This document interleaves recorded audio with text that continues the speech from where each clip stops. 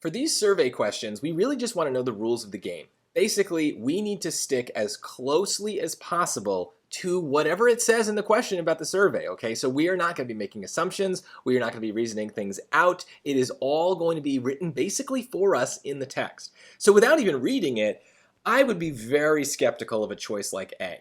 Surveys do not produce exact conclusions, right? It is a survey of a small group of people that we use to understand larger groups of people. So they're just inherently inaccurate. They might estimate things very well, and that is why words like approximately do a much better job, but very, very rarely are we going to know anything exact about a population based on a survey. So choice A is probably wrong. But as you go through these, try to pay really close attention to how the survey is built. So let's see.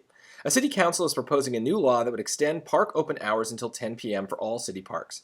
A sample of 100 residents who live near a city park was selected at random. That key phrase, selected at random, very good. But notice, this is not 100 people selected at random. This is 100 residents who live near a city park. That is a specific category that we're going to need to pay attention to. The selected residents were asked whether they supported the proposed law. If 62 residents responded that they did not support the proposed law, which of the following conclusions is best supported by the results of this survey? So, as I expected, choice A is definitely wrong. Exactly 62% of all city residents oppose the new law. Well, first of all, again, this is just 100 people that we asked. We don't know anything about all the city residents. Maybe it's close to 62, but it's probably not going to be exactly 62. It does not necessarily need to be that perfect. Plus, and this is a problem with B as well, all city residents, notice, we did not ask 100 city residents, or we asked 100 city residents in a very specific location, right? They are people who live near a city park. So what all we've done really here with this survey is understand what people who live near a park think. We don't know what everybody thinks. Maybe people who don't live near a park are much more supportive because it's not going to be them who are kept up until 10 p.m. So it's just very narrow here. And if the question narrows it down, we have to make sure our answers are doing the exact same thing. So choice B is going too broad. We cannot make any conclusion about what all the city residents think, only those that live near a park, because those are the people we asked, okay? So that gets rid of B. Now C basically says this, okay? Approximately 62% of residents who live near a city park oppose the new law. So 62% is 62 out of 100. That makes sense. The math is easy here. It doesn't matter that it's the calculator section. You should be able to do that in your head, 62 out of 100. But they live near a city park, so we have that kind of proof that we are just talking about our group that we asked and nobody else, nobody more. Now, it's not necessarily the case that it's going to be 62%. Approximately covers us there, but it's a very reasonable thing because we selected at random. There probably isn't really bias in this survey as long as we keep the results to the people we asked. But let's compare this to choice D because a lot of people think this is somehow better, but it's not. C is going to be the answer here.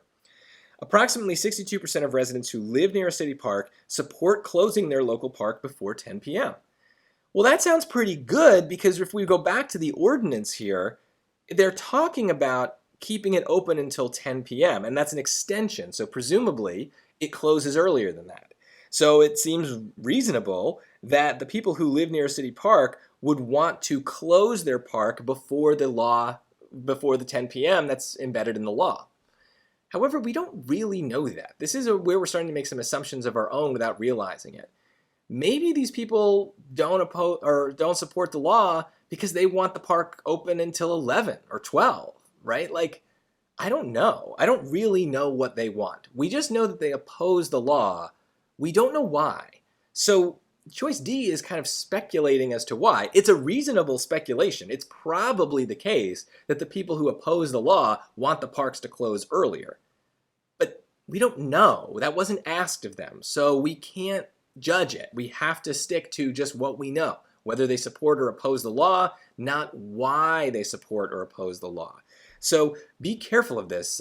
We don't want to go too broad, but we also don't want to go too narrow, right? There's kind of this middle spot for these survey questions. But luckily, we won't need to guess at what that middle spot is. The question, the survey itself, will be described in some way that basically tells us the limits of our conclusion.